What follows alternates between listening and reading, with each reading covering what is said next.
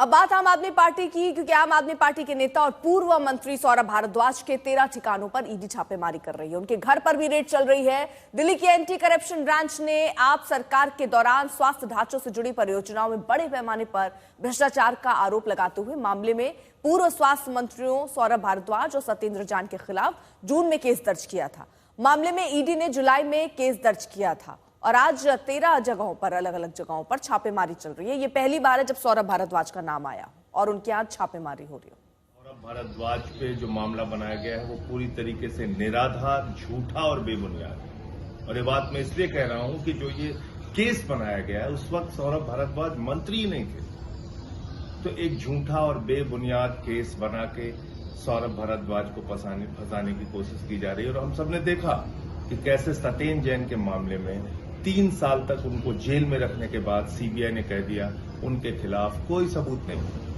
एक झूठा केस सत्येंद्र जैन पे बनाया। आम आदमी पार्टी के नेताओं पे लगातार झूठे केस बना बना के उनको जेल में डालना भारतीय जनता पार्टी, मोदी सरकार की एक नीति बन गई। भारतीय जनता पार्टी ने पहले इस मामले को उठाया था और बताया था कि किस प्रकार से हॉस्पिटल के कंस्ट्रक्शन के अंदर भारी धांधली हो रही है। ग्राउंड पर काम हो नहीं रहा और यहाँ पे बिल पर बिल पास होकर जाए जा रहे हैं। हॉस्पिटल तो बनने शुरू ही नहीं हुए लेकिन बिल की पेमेंट्स हो रही है। ऐसे बहुत सारा मामला इस हॉस्पिटल से रिलेटेड है।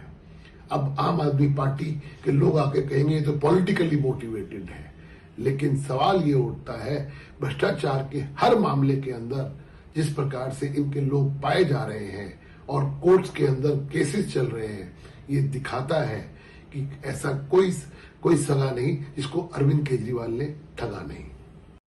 श्रेया चटर्जी हमारे साथ हमारे सहयोगी और जानकारी के साथ जुड़ चुके हैं। श्रेया, जरा दिखाई किस तरह से अभी भी क्या छापेमारी चल रही है और क्या रोल, क्या भूमिका सौरभ भारद्वाज की इस केस में नजर आती है? क्योंकि यहाँ पर आम आदमी पार्टी के नेता ये कह रहे हैं कि सत्येंद्र जैन का उदाहरण ले लीजिए, उनको क्लीन चिट मिल गई। इस तरह से आम आदमी पार्टी को परेशान करने की कोशिश।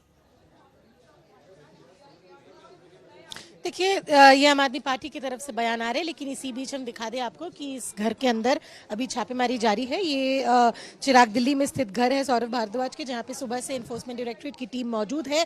पूरा जो केस है वो एंटी करप्शन ब्यूरो ने जो एफआईआर दर्ज किया था इसी साल जून में, उसी के आधार पे एक ईसीआई रजिस्टर किया गया एनफोर्समेंट डायरेक्टरेट द्वारा। जितने भी अस्पतालों के प्रोजेक्ट्स थे 2018 से 19 के बीच 24 कुल ऐसे हॉस्पिटल प्रोजेक्ट्स थे जिसकी टोटल जो सैंक्शन अमाउंट था वो 5,590 करोड़ का था। और ये कंप्लेन तब के जो लीडर ऑफ ऑपोजिशन थे दिल्ली में, विजेंद्र गुप्ता, उनके कंप्लेन के आधार पे ये पूरा केस पहले एंटी करप्शन ब्यूरो ने रजिस्टर किया कि जितने भी अमाउंट सैंक्शन किए गए उन अस्पतालों में काम ठीक से पूरा नहीं किया गया।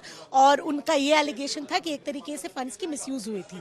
पीएमएलए के सेक्शन 17 के तहत ये रेड अभी चल रही है। ईडी की टीम यहाँ पे मौजूद है। सिर्फ यहाँ पे नहीं अर्पिता, कुल 13 जगह पे दिल्ली में अभी फिलहाल रेड चल रही है। लेकिन अगर आम आदमी पार्टी की बात करें तो उनका कहना है कि एक तरीके से ये विच हंट है, क्योंकि ये पहला केस नहीं है जो आम आदमी पार्टी पे ईडी की हीट नजर आती है। इससे पहले लिकर एक्साइज पॉलिसी की हम केस कहे तो उस पर भी हमने देखा लगातार कैसे आम आदमी पार्टी के अन्य नेता के लिए मुश्किल बढ़ी है।